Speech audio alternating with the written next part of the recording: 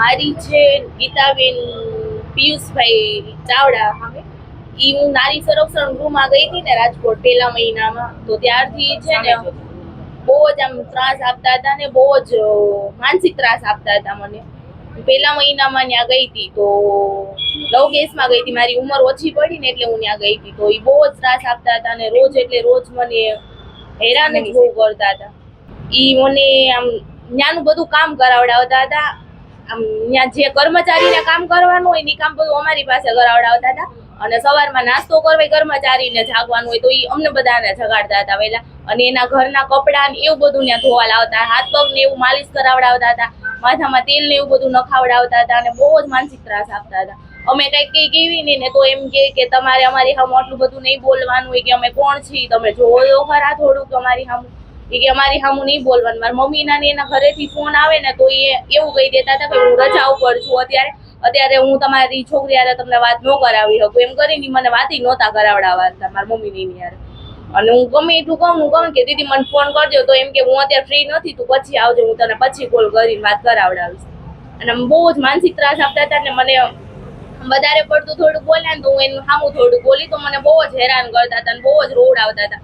મારે ત્યાં રહેવું હતું તો મને એને રહેવાય ન દીધી. મને 2-3 દિવસની અંદર જ મારી ફાઇલ તૈયાર કરી વાળીને મને 2-3 દિવસમાંથી ત્યાંથી કાઢીને બપોરે ભૂખ્યા પેટે કાઢી. અને ત્યાંથી હું 10 નંબરના રેન બસેરામાં ગઈ ને તો ત્યાં આગળ મારી પાછળ આવીને ત્યાંના જે કર્મચારી હતા ને એને મારી ખિલાફ બહુ બધું બોલીને ગયા. એ કે આ છોકરી કે નધારી, આ છોકરી જેમ ફાવે એમ સામું બોલે છે, આ છોકરીને તમે અહીંયા રાખતા ને એવું બધું બહુ કહીને ગયા. પછી ત્યાંથી હું એના અધિકારી જે છે ને એની ઓફિસે ગઈ, સીમા દીદીની ઓફિસે. ત્યાં જઈને મેં એને કીધું, આ ગીતા દીદી, મેં કીધું હું ત્યાં નારી ગૃહે હતી ત્યારે તો હેરાન કરતા હતા, અત્યારે હું 10 નંબરના રેન બસેરામાં રહું છું કીધું, તો ત્યાં આવીને મને હેરાન કરે છે. તો કે સારું કે અમે જોશું, અમે કાલે જઈશું આ નારી ગૃહે. પછી કોઈ ગયા નહીં, મને કોઈ હરખો જવાબ ન આપ્યો. અત્યારે ત્યાં ઘણા છે ને બધા પાસેથી પૈસા લે, જે પૈસા આપે ને એનું કામ કરે છે, બીજા કોઈનું કામ નથી કરતા. અને બધાને બહુ માનસિક ત્રાસ આપે છે, બધાને બહુ જ હેરાન કરે છે. ગીતાબેન છે કે નોકરી કરે છે કે ના, અત્યારે તો કદાચ નથી કરતા. એ તો કોણ કે સંભાળે છે અને કોણ જવાબદાર છે અત્યારે તો અત્યારે કઈ ખબર નથી. ગીતાબેન અત્યારે કઈ જગ્યાએ નિવૃત્ત થઈ ગયા છે, નોકરી પૂરી થઈ ગઈ છે, એને કાઢી વાળ્યા છે. હા, તમારી શું માંગણી શું છે હવે? બસ ન્યાય મળે બધાને. કયા પ્રકારનો ન્યાય માંગો? એટલે ત્યાં જે છે બધાને માનસિક ત્રાસ આપે છે ને બહુ હેરાન કરે છે, એ બધાને જેવું જોઈએ છે ને એવું આપી દે. જમવાનું જરાય સારું નથી બનાવતા ત્યાં. બધી છોકરીઓને બહુ જ હેરાન કરે છે. હું 2021માં નારી ગૃહમાં ગઈ હતી, મારે લવ કેસ હતો. હું 2021ની સાલમાં ગઈ હતી. ત્યાં મને એવું થયું કે હું છે ને પાકિસ્તાનથી ત્યાં નારી ગૃહમાં ગઈ છું એવી રીતના મને ચેક એને કરી. ગીતાબેન પિયુષભાઈ ચાવડા એ ત્યાંના મેનેજર છે, એને એવી રીતના મને ચેક કરી છે. અને પછી ત્યાં બહુ મને ત્રાસ આપવા માંડ્યા. એક જ દિવસ નો થયો ને ત્યાં મને ત્રાસ આપવા માંડ્યા. પછી મને ખબર હતી ચેક કરે છે, તો મેં મારા પૈસા 10,000 હું લઈને ગઈ હતી ને એ મેં મારા માથાના અંબોડામાં રાખ્યા હતા. તો એ 10,000 એને કાઢી લીધા. મને કે હું તને જવા ટાઈમે દઈશ. મેં કીધું કાંઈ વાંધો નહીં. પછી ગીતાબેને એવું મને કીધું કે પછી બીજે દિવસે બોલાવીને મને કહી દીધું કે હું તને જરાય હું તને પૈસા દેવાની નથી, કે મેં તને પૈસા દીધા, તે મને પૈસા દીધા જ નથી કે. મેં કીધું હા કાંઈ વાંધો નહીં. પછી ત્યાં મારી પાસે 100 થી 200 જેટલી સાડી ભરાવી ત્યાં. અને એને એમ કીધું કે જવા ટાઈમે તમને પૈસા દેશું. એ પૈસા નહીં. મારા સ્વજનો મને મળવા આવતા તો પણ મને મળવા ન દેતા. અને ત્યાં રોજ ઈ પ્રમાણે ત્યાં બોર્ડ માર્યું છે ને એ પ્રમાણે ત્યાં જમવાનું દેતા નથી. રોજ રીંગણાનું શાક ને રીંગણાનું શાક. અને ત્યાં હું 6 મહિના સુધી રહી. ગીતાબેન ચાવડાને કેટલું બધું દાન આવતું હતું, લાખો રૂપિયાનું દાન આવતું હતું, તો પણ એ હગે વગે થઈ જતું હતું. એ કોઈ છોકરીઓને કાંઈ દીધો નથી. અને છોકરીઓને રોજ ત્રાસ. એ એમ જ કે પૈસા ફેંકો ને તમાશા દેખો, એવી રીતના એ ગીતાબેન કરતા હતા. અને જરાય કોઈના અમારા સ્વજનો આવે ને મળવા જ નહોતા દેતા. બારોબારથી કાઢી મેકતા હતા કે ના અમે તમને મળવા નહીં દઈએ કે. અને પછી બહુ ફોર્સ કરે. એને ખબર પડે કે આ રૂપિયાવાળા છે તો એની પાસેથી પૈસા પડવી લેતા હતા ગીતાબેન. અને એને કીધું તું તમારે જે મારું કરવું એની કરજો. મારી સરકારી નોકરી છે ને એને કોન્ટ્રાક્ટ બેઝ ઉપર હતા. એ એમ કહેતા હતા કે સરકારી નોકરી છે ને તો મારું કોઈ કાંઈ નહીં કરી લે. અને ગીતાબેને બહુ ત્રાસ આપ્યો છે, બહુ જ. મારા પપ્પાને કોઈને મળવા નહોતા દેતા. અને જઈએ મારા પપ્પા મને લેવા આવ્યા ને ત્યાં એને એમ કીધું કે હવે બીજી વાર અહીંયા મેકવા ન આવતા, એને ચોક્કસ જગ્યાએ મેકી આવજો. ગીતાબેન એવું બોલ્યા છે.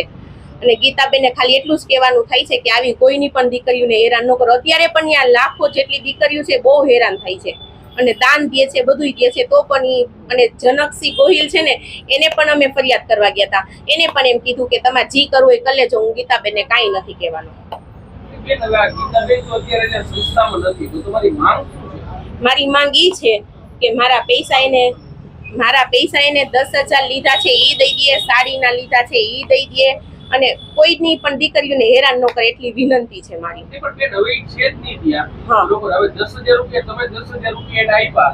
હા. તો ત્યાં કઈ સીસીટીવી ફૂટેજ કે એવું કઈ હતું નહીં? બધે ફિટ સીસીટીવી કેમેરા છે પણ એની ઓફિસમાં સીસીટીવી કેમેરા નથી. જગ્યાએ સીસીટીવી કેમેરા છે પણ એની ઓફિસમાં જ નથી.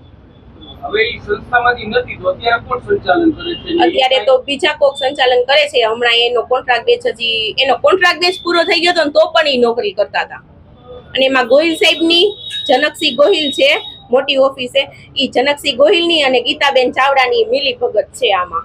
અને એનો કોન્ટ્રાક્ટ પૂરો થઈ ગયો ને તો પણ એને પહેલા 15 દિવસ કાઢી મૂકી, પછી 15 દિવસ પછી પાછા એ ગીતાબેન ચાવડાને લઈ આવ્યા હતા. અત્યારે 1.5 મહિના જેવું થયું છે, ગીતાબેને નીકાળી દીધા ને આવું બધું થયું ને ગીતાબેને નીકાળી દીધા ને એને. મારી માંગણી છે કે યોગ્ય તપાસ થવી જોઈએ. હું 2021માં મળવા ગયો હતો મારા સ્વજનને નારી સંરક્ષણ કેન્દ્રમાં.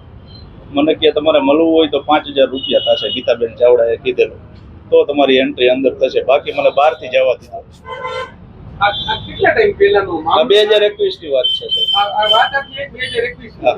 ની. પછી આ 4 વર્ષ સુધી તમે ક્યાં ફરિયાદ કરી કે વાત કરી? 4 વર્ષ સુધી ફરિયાદ નથી કરી. પણ હમણાં હું પાછો ત્યાં નારી સંરક્ષણ કેન્દ્રમાં હું સિક્યુરિટી ગાર્ડ હતો નોકરી માટે. ત્યારે મને એમ થયું કે હજી બહેનો પીડાય છે ત્યાં, જે આશ્રય બહેનો આવે છે એની હારે યોગ્ય ન્યાય નથી થતો, એટલે મને એમ થયું કે આની યોગ્ય તપાસ થવી જોઈએ. તમે હવે સિક્યુરિટી ગાર્ડ છો કે નથી? નહીં. ગીતાબેન ચાવડા એને ખબર પડી ગઈ કે આ બધું પૂછે છે, જાણ કરે, તપાસ કરે, એટલે માટે એને અમને હટાવી દીધા. આશ્રય વાળા બહેનોની મદદ કરું છું એટલે હટાવી દીધા. કેવો ત્રાસ આપે છે ગીતાબેન? પૂરેપૂરો કોઈને મળવા ન દે. તમે ડિસ્ક્રાઇબ કરો કે હા. એટલે ટૂંકમાં એવું કોઈના સ્વજન મળવા આવે 70 કિલોમીટર થી આવે, 80 કિલોમીટર થી અહીંયા રાજકોટ આવે મળવા, તો એને મળવા ન દે. બરાબર, પૈસા આપે એનું કામ થાય. બરાબર.